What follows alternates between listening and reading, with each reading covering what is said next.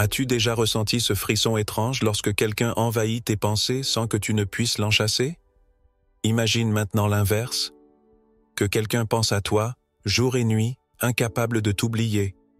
Ce n'est pas du hasard, ce n'est pas de la magie, c'est une maîtrise subtile de l'esprit humain, une compréhension profonde de la psychologie et des principes stoïciens que seuls les plus grands esprits de l'histoire ont su utiliser. Aujourd'hui, je vais te révéler des techniques interdites. Des techniques qui, lorsqu'elles sont appliquées avec justesse, peuvent faire en sorte que ton nom résonne dans l'esprit de quelqu'un sans relâche. Mais attention, ces techniques sont puissantes. Utilise-les avec sagesse et intégrité. Car mal employées, elles peuvent te piéger toi-même dans un jeu dangereux dont il est difficile de sortir. Avant de plonger dans cette sagesse, je vous demande gentiment de soutenir la chaîne en aimant la vidéo et en la partageant pour aider à diffuser cette philosophie à un public plus large. Pour des mises à jour régulières, n'oubliez pas de vous abonner et d'activer la notification. Ce que tu vas entendre ici ne ressemble à rien de ce que tu as déjà vu ou lu. Il ne s'agit pas de simples astuces superficielles, mais de stratégies profondes basées sur des siècles de réflexion et d'expérimentation. Alors, prépare-toi, car une fois que tu connaîtras ces secrets, il sera impossible de revenir en arrière. L'obsession, ce sentiment puissant, incontrôlable, qui s'insinue dans l'esprit, qui ronge, qui consume. Tu crois peut-être que pour hanter quelqu'un, il faut être toujours là, envoyer des messages, prouver ton importance. Mais laisse-moi te dire une vérité que peu osent admettre. Ce n'est jamais celui qui donne le plus qui reste gravé dans l'esprit d'une personne. Ce qui nous hante, ce n'est pas ce que nous avons, c'est ce qui nous manque. Sénèque disait « Nous ne désirons pas ce qui est acquis, nous brûlons pour ce qui nous fuit. » Et c'est là que réside tout le secret. Tu veux que quelqu'un pense à toi, jour et nuit? Alors cesse d'être une évidence. Soit ce manque, soit cette pièce du puzzle qu'on n'arrive jamais à placer, ce mystère qui échappe, cette note de musique qui reste suspendue sans jamais vraiment trouver sa conclusion. Regarde ta propre vie. Qui sont les personnes que tu n'arrives pas à oublier? Celles qui t'ont tout donné sans condition? Celles qui ont toujours répondu immédiatement à tes attentes? Ou celles qui ont laissé des traces, des doutes, des questions? Celles qui n'ont jamais été totalement accessibles? Laisse-moi te raconter une histoire. Celle d'un homme puissant, un empereur, à qui tout appartenait. Il pouvait avoir ce qu'il voulait d'un claquement de doigts. Richesse, gloire, palais, armée. Mais un jour, il croise une femme différente. Une femme qui ne se soumet pas à lui comme les autres. Une femme qui ne cherche pas son approbation. Et soudain, lui, l'homme qui dirige un empire, devient prisonnier d'un désir incontrôlable. Elle n'est ni la plus belle, ni la plus parfaite. Mais elle a un pouvoir que personne d'autre n'a. Elle ne lui appartient pas. Elle lui échappe. Elle reste insaisissable. Et c'est précisément pour cette raison qu'elle envahit son esprit, qu'il pense à elle jour et nuit, qu'il est prêt à tout pour obtenir ce qu'il ne peut pas totalement posséder. Ce n'est pas la beauté qui obsède. Ce n'est pas la perfection qui captive. C'est l'absence, c'est le manque, c'est l'inaccessible. C'est ce que nous ne pouvons pas contrôler qui nous hante. Et ce phénomène, il n'est pas réservé aux empereurs. Il est partout, dans ton quotidien, dans ta propre vie. Pense à ces moments où tu as perdu quelqu'un, où une personne est sortie de ta vie sans prévenir. N'est-ce pas précisément à cet instant que tu as commencé à y penser plus qu'avant? Quand quelque chose nous est retiré, c'est là que notre esprit s'y accroche avec force. C'est une règle immuable de la nature humaine. Prenons un autre exemple. Imagine un acteur ou une actrice qui fait un dernier film puis disparaît de la scène pendant des années. Son absence crée un mythe. On se demande où il est, pourquoi il est parti, on ne l'oublie pas. Mais celui qui est sur tous les écrans, dans tous les magazines, à chaque coin de rue, devient banal. Il se dilue dans la masse. Il cesse d'être une obsession. Tu veux que quelqu'un pense à toi jour et nuit? Alors comprends ceci. Ce n'est pas en étant omniprésent que tu laisses une empreinte. C'est en créant le vide, le manque, l'espace pour que l'esprit de l'autre se tourne vers toi sans même s'en rendre compte. Mais attention, il ne s'agit pas de jouer à des jeux stupides, de disparaître volontairement juste pour manipuler. Non, il s'agit de comprendre que la valeur n'est jamais dans ce qui est donné en excès. Trop d'attention, trop de présence, trop d'efforts, et tu deviens transparent. Les plus grands leaders de l'histoire l'ont compris. Alexandre le Grand, Napoléon, Marc Aurèle. Tous savaient que le mystère, l'éloignement stratégique, l'aura d'inaccessibilité créait un magnétisme impossible à ignorer. Alors, pose-toi cette question. Veux-tu être quelqu'un dont on se souvient, dont le nom reste gravé dans les esprits, ou veux-tu être une présence fade que l'on oublie aussitôt qu'elle disparaît de l'écran? Laisse-moi te donner une dernière image. Imagine un feu. Tant que tu y jettes du bois, il brûle intensément, mais il est normal, prévisible. Mais si tu retires soudainement l'oxygène, si tu laisses les braises mourir lentement, alors la moindre étincelle peut raviver une flamme qui semblait éteinte. Deviens cette étincelle. Deviens ce feu qui ne brûle pas de manière constante, mais qui laisse derrière lui des braises ardentes, des cendres encore chaudes, prêtes à enflammer l'esprit de celui ou celle que tu veux marquer à jamais. Ne sois pas une présence. Sois un souvenir impérissable, un mystère non résolu, un manque impossible à combler. Car ce qui hante un esprit, ce n'est pas ce qui est visible, c'est ce qui nous échappe. Et c'est là qu'intervient l'un des principes les plus puissants que les stoïciens maîtrisaient mieux que quiconque, le mystère.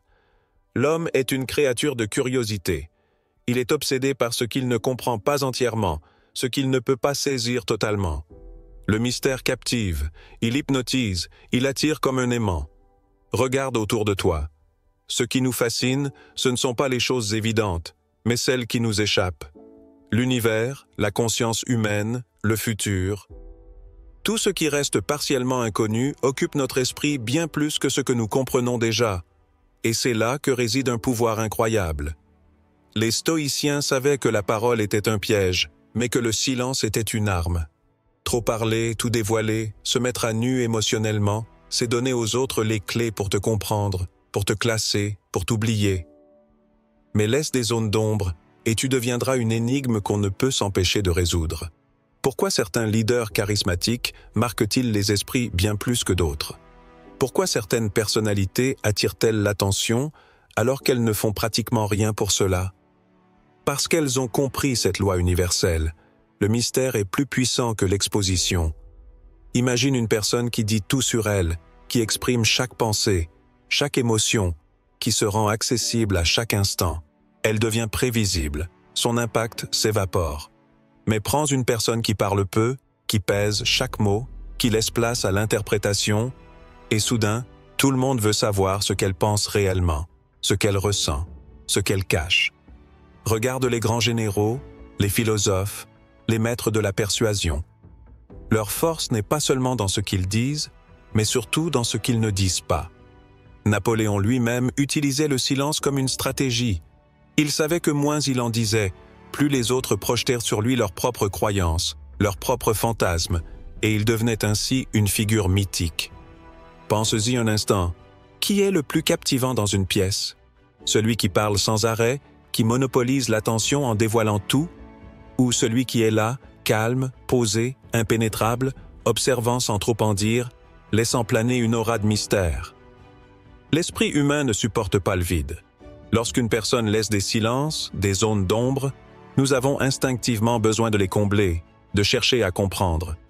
C'est un réflexe ancestral. Ce que tu ne dis pas crée plus d'impact que ce que tu exprimes ouvertement. Prenons un exemple concret.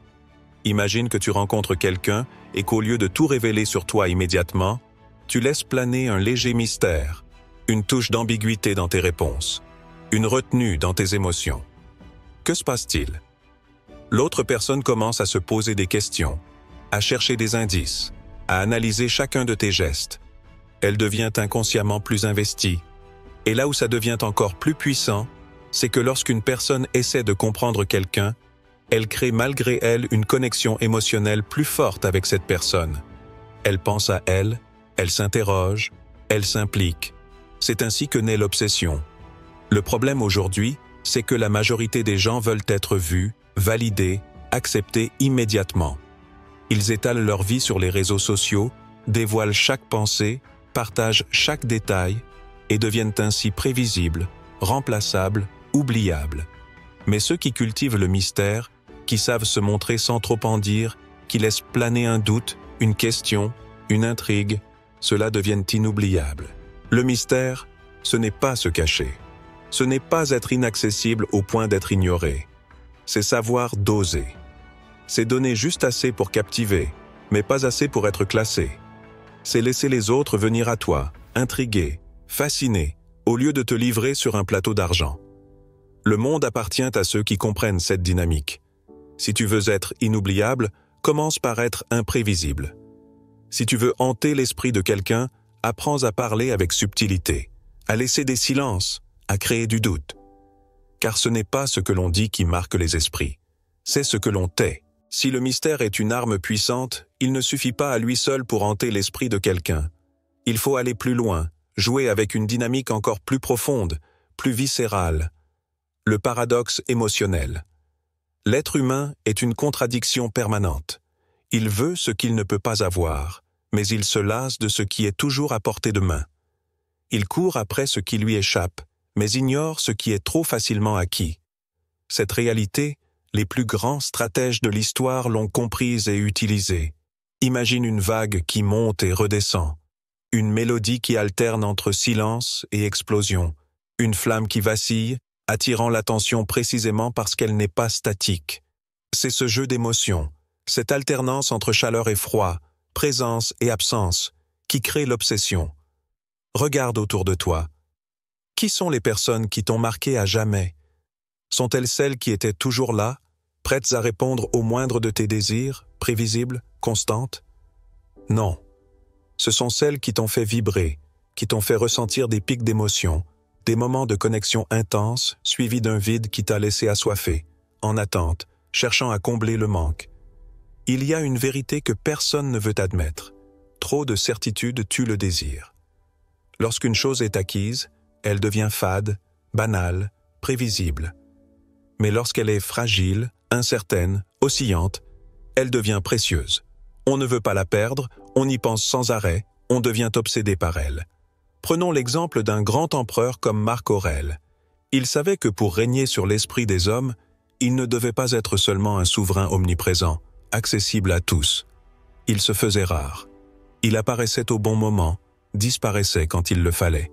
Il inspirait confiance, puis forçait ses hommes à se poser des questions.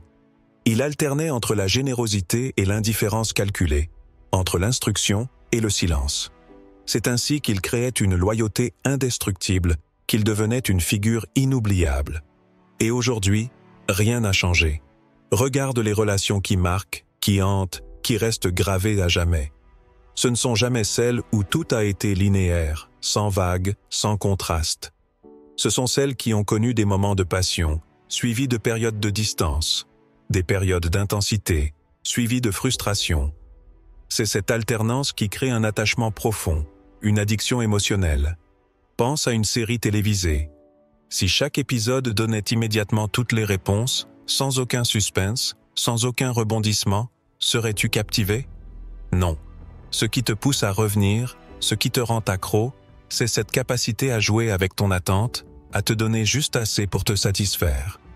Mais pas assez pour que tu sois totalement rassasié. Et dans la vraie vie, c'est pareil. Regarde ces relations où l'un des deux est toujours acquis, toujours présent, toujours prêt à répondre à la moindre demande. Ces relations s'éteignent. La passion meurt. Pourquoi? Parce qu'il n'y a plus d'incertitude, plus de variation, plus de tension émotionnelle.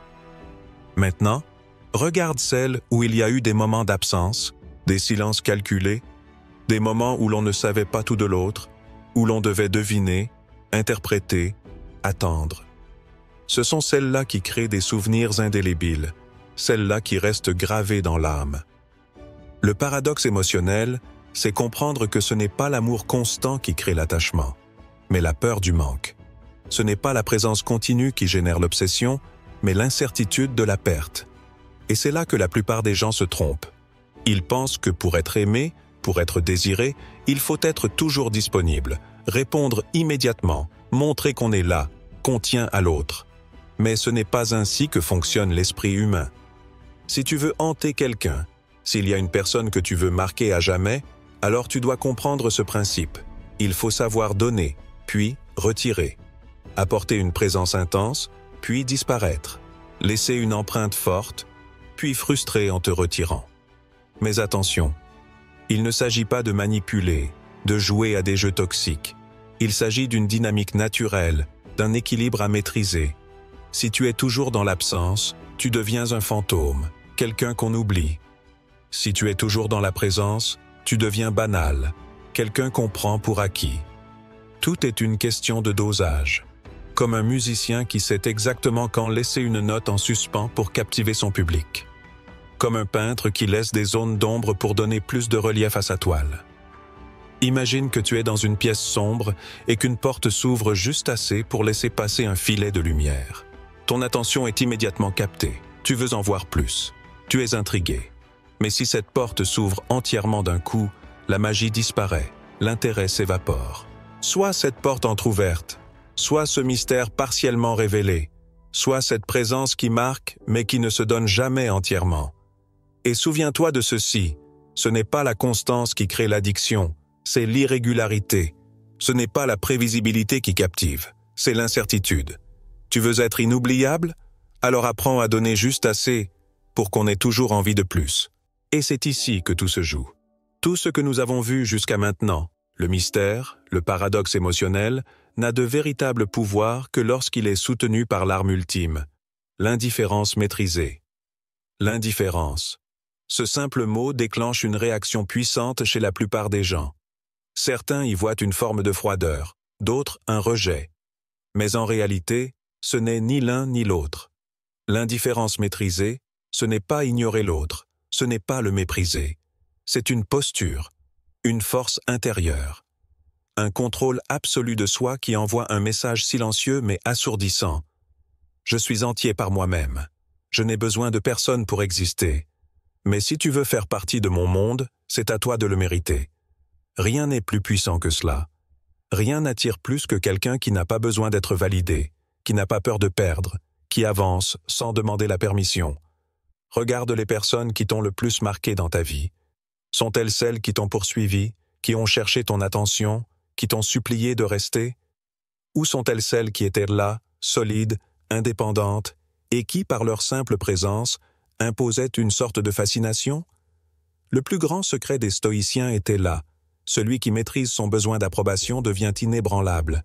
L'être humain est ainsi fait. Il a soif de reconnaissance, de validation. Il veut être rassuré, aimé, apprécié. Et c'est précisément pour cela que celui qui ne cherche pas à plaire devient irrésistible. Pense à une conversation où une personne cherche désespérément à capter l'attention. Elle parle fort, elle en fait trop, elle veut à tout prix être aimée. Mais à côté, il y a quelqu'un d'autre. Quelqu'un qui ne dit rien de superflu, qui parle peu mais avec un calme profond, qui n'a pas besoin d'impressionner.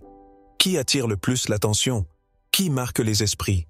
L'indifférence maîtrisée, c'est ce regard calme et sûr de soi, ce silence qui intrigue, cette posture qui dit « Je suis bien tel que je suis, à toi de voir si tu veux rester ». Et c'est là que la magie opère.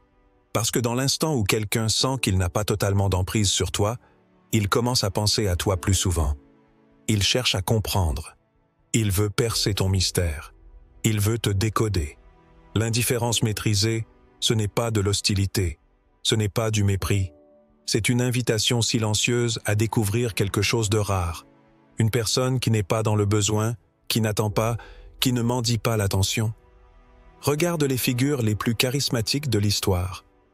Ont-elles cherché à plaire à tout prix? Non. Elles ont cultivé une présence unique, un détachement puissant qui a fait d'elles des légendes. Bruce Lee, Marc Aurèle, Muhammad Ali, Épictète, tous avaient cette posture. Tu veux être quelqu'un dont on se souvient? Alors cesse d'être dans l'attente. Ne cours plus après personne. Ne cherche plus à prouver ta valeur. Affirme-la en silence. Sois cette force tranquille qui n'a pas besoin de crier pour être entendue. Le monde appartient à ceux qui se suffisent à eux-mêmes, ceux qui n'ont pas peur de perdre, ceux qui comprennent que l'amour, l'admiration, l'obsession ne naissent pas de la présence constante, mais du manque subtil, de l'indépendance affirmée, de la rareté. Laisse-moi te poser une question. Si demain, quelqu'un que tu admires profondément cessait soudainement de te répondre, de te donner de l'attention, penserais-tu plus ou moins à lui? Bien sûr, tu penserais plus, parce que nous sommes ainsi faits. Nous voulons ce qui nous échappe. Nous chérissons ce qui pourrait disparaître. Et c'est exactement là que réside le pouvoir ultime. Ne sois pas une personne qui attend d'être choisie. Sois une personne qui choisit. Ne sois pas celui ou celle qui quémande l'attention. Sois celui ou celle qui sait que son énergie, sa présence, son essence sont précieuses et que tout le monde ne les mérite pas. Car voici une vérité brutale, une vérité que peu sont prêts à entendre. Celui qui ne cherche pas à être choisi est toujours celui qu'on choisit. Rappelle-toi de cela. Grave-le dans ton esprit. Parce que c'est le secret ultime pour que quelqu'un pense à toi, jour et nuit. Tout ce que nous avons vu ici n'est pas qu'un simple jeu psychologique. Ce ne sont pas des manipulations vides de sens. Ce sont des principes puissants, des vérités immuables sur la nature humaine, des outils que les plus grands esprits de l'histoire ont utilisés pour inspirer, captiver et laisser une empreinte indélébile dans l'esprit des autres. Mais retiens bien ceci, ces techniques ne sont pas faites pour manipuler ni pour nuire. Elles ne sont pas des armes à utiliser contre quelqu'un. Elles sont une philosophie de vie, une manière d'être qui attire naturellement les bonnes personnes à toi, qui fait de toi quelqu'un qu'on ne peut ignorer, qu'on ne peut oublier. Si tu les appliques avec noblesse et bienveillance, elles t'aideront à créer des connexions profondes, authentiques. Elles t'aideront à devenir quelqu'un qui inspire, quelqu'un qui élève, quelqu'un qui marque les esprits par sa simple présence. Rappelle-toi, ce qui fait de toi une personne inoubliable, ce n'est pas ce que tu dis, ce n'est pas ce que tu fais, c'est ce que tu représentes, c'est l'impact que tu laisses derrière toi, l'énergie que tu dégages, la force silencieuse que tu incarnes. Alors, que choisis-tu d'être?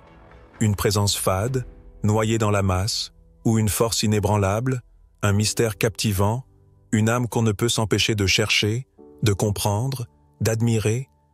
Si cette vidéo vous a parlé, pourquoi ne pas la partager avec un proche, un ami, un membre de la famille?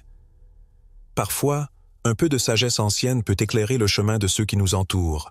N'oubliez pas de nous soutenir d'un pouce levé pour nous aider à diffuser ces enseignements universels. Si c'est votre première fois ici, abonnez-vous et activez les notifications pour ne manquer aucune de nos futures leçons empreintes de sagesse ancestrale. Et maintenant, je veux lire vos réactions dans les commentaires. Dites-moi, celui qui ne cherche pas à être choisi devient inévitable. Écrivez-le en commentaire si vous avez compris la puissance de ce message.